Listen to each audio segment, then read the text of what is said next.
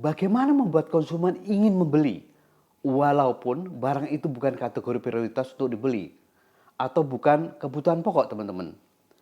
Tentu, hal ini merupakan tantangan yang membutuhkan strategi dalam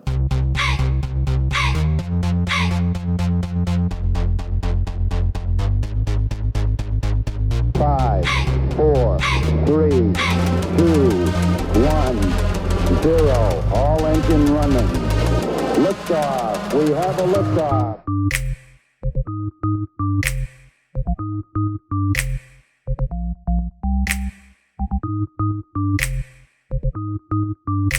Assalamualaikum warahmatullahi wabarakatuh.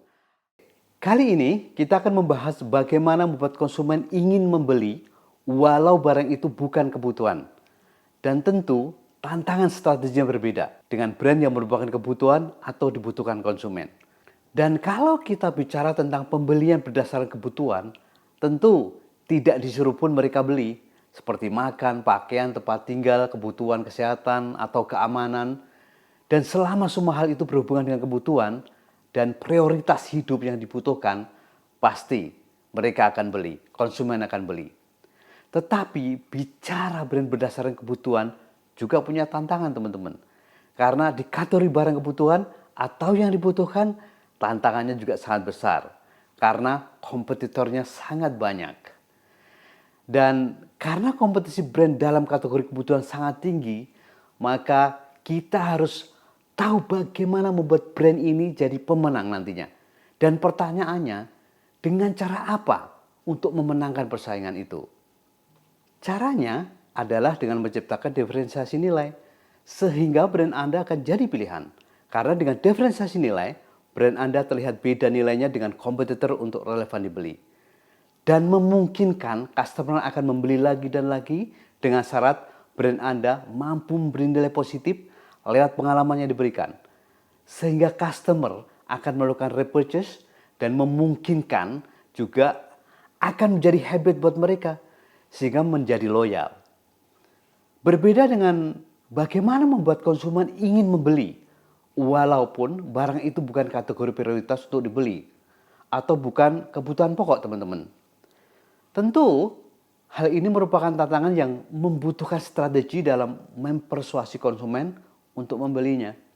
Nah, terus apa kunci terpenting dalam membuat konsumen ingin atau membeli brand yang bukan kebutuhan itu? Kuncinya harus bisa memberi dan menciptakan kepuasan tertentu atau sesuatu yang bisa membuat kualitas hidup sasaran atau segmen yang kita tuju itu menjadi lebih baik dalam konteks realitas atau persepsinya. Dan cara-cara itu salah satunya lewat faktor emosional. Ini adalah cara memberi nilai untuk memuaskan emosi atau perasaan tertentu seperti kebahagiaan, kepercayaan diri atau afiliasi sosial seperti keanggotaan organisasi, akademik, komunitas, suku etnis atau bahkan politik. Itu semua bisa menjadi pendorong target sasaran agar ingin membeli atau melakukan transaksi pembelian karena faktor emosional tadi. Jadi faktor-faktor emosional adalah kunci yang akan menstimulasi sekaligus mempersuasi target sasaran supaya ingin membeli walaupun bukan barang kebutuhannya. Terus apa contoh faktor emosional yang bisa membujuk konsumen ingin membeli? Sebagai contoh teman-teman, misalnya faktor emosional dari tren dan mode. Tren dan mode dapat mempengaruhi keinginan seseorang untuk memiliki produk terbaru atau berpartisipasi dalam tren yang sedang populer. Karena faktor gaya dan kekinian salah satu nilai atau magic touch point yang bisa menjadi pendorong utama bagi keinginan pembelian. Contoh brand yang memakai faktor tren dan mode biasanya berhubungan dengan brand-brand fashion yang berhubungan dengan simbol dan status. Dan mereka bisa menjual brand itu dengan harga tinggi dan positioning mereka memang di ranah untuk mengupayakan brand mereka di kerangka trendsetter atau menjadi trendsetter. Faktor emosional yang lain bisa dengan endorse lewat influencer. Brand-brand dengan faktor tren dan mode kebanyakan memakai selebriti kelas atas yang fashionable dan trendy untuk merepresent brand mereka. Sehingga strategi itu akan memiliki nilai dan image yang sesuai dengan karakter, tren dan modenya tentunya. Brand biasa pun juga sangat bisa melakukan strategi itu.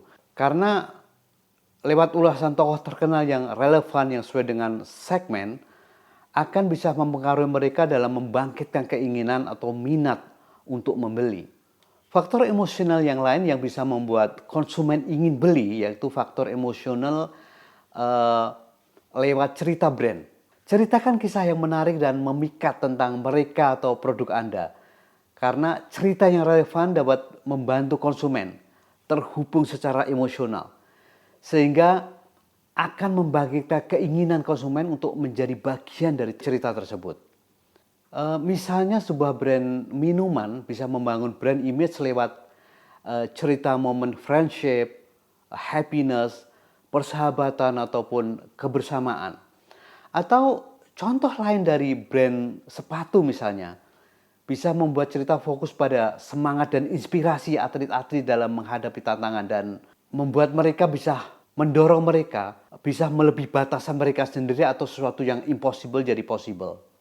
Atau contoh lain dari brand kosmetik yang tidak menjual fungsi tapi lebih kepada cerita menarik dan berfokus pada konsep kecantikan yang inklusif dan penerimaan diri yang menempatkan sebagai kecantikan sejati.